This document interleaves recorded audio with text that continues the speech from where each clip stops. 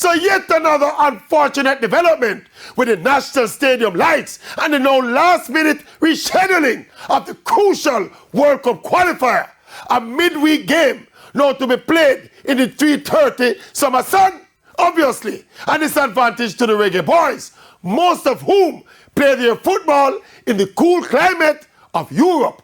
But you know, say, the Maverick gonna be the adult in the room this evening. I can't bother with the blame game, but sufficing to say that both the leadership of the JFF and the leadership of Independence Park Limited should hang their heads in collective shame for allowing things to come to this.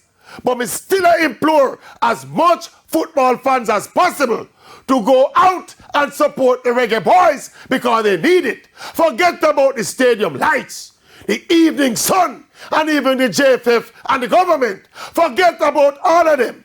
Let us still go out and fill up the stadium, support Jamaica and support the Reggae Boyz as they take their first step on this glorious journey. 1,000 miles of journey and hurdles. Tomorrow is the first step.